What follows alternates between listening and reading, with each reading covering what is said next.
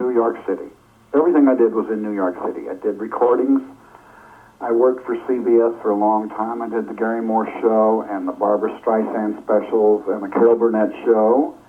And I did a lot of commercials, an awful lot of commercials, even before TV. I did radio commercials until TV commercials came in the late 40s and early 50s. Right. So I did a big variety of everything. Mm-hmm. And after what was it, 1970 or 1972, that you decided to change your career? 70.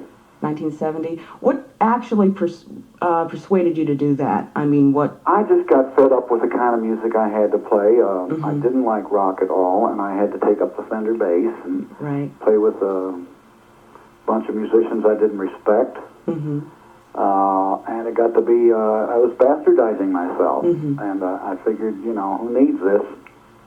Right. And I thought I was too good a musician to keep on doing that. So if I couldn't do what I wanted to in music, I'd go into photography and take a gamble at it, and as it worked out, I'm doing better in photography than I did in music. Right. Well, I was going to ask you the next question. I guess a lot of people aren't lucky enough to have or be talented enough to have two fulfilling careers in one lifetime, but is there any comparison, I guess, on a personal level between the two, and do you favor one of the two for any reason? Well, now I favor photography because I have a freer life. When I was a musician, I was on call, waiting for the phone to ring and waiting for people to call me to come into New York, and I'd have to travel into New York with my bass and also my Fender bass and my amplifier, and it got to be a real pain. Mm-hmm. So I much prefer photography, and I'm at a higher,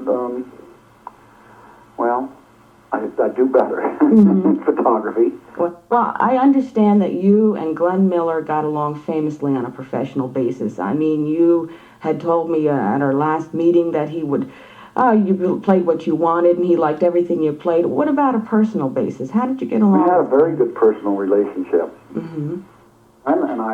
We got along fabulously. He was godfather to my first child. Oh, was he? Was that Kip? He was best man at our wedding, and we were very, very close.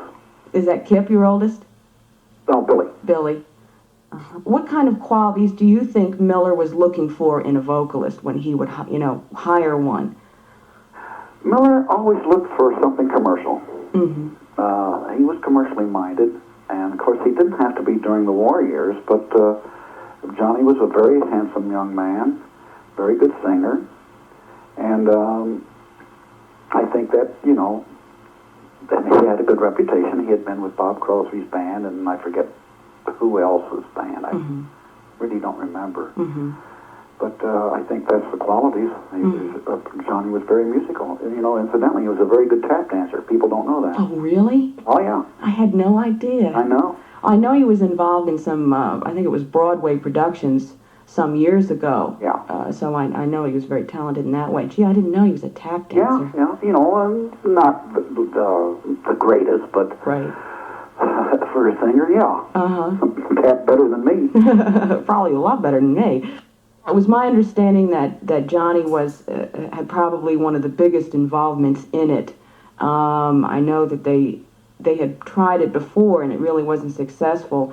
What's your opinion of bringing some people like these people together after all those years? I mean, what do you think about that? Do you think it was good for the people who liked the music, or do you think it was... I think definitely. Even though they couldn't have filled all the chairs with the original guys, the concept and and just seeing some of the original, I get, it's crazy, but I get letters from all over the world. And this is a big thing, this Glenn Miller alumni, this Glenn Miller fan club. Yeah. And sure, I think it's great. Yeah. After the war, I had a child, Billy, and a wife, and $400 and a beat-up Ford. Okay. And we were living in a dump in New York City. And Johnny Desmond called me and said he was going out to Bobby's house and wanted to know if I'd be interested in coming along. I said, heavens, I've always admired him. I'd love to. Well, I went out there and we had a little jam session and all. And next thing I know, a couple days later, I got a call from the head of the hit parade. And Bobby had recommended me for his job on the hit parade. he'd given up his job to give it to me. Right. We say that you're supposed to do what makes you happy, and that's the most important thing. Well, that's the way I've raised my children. All three of them are independent. They all work for themselves. Mm-hmm. I said, do whatever you want to do, and you'll be happy.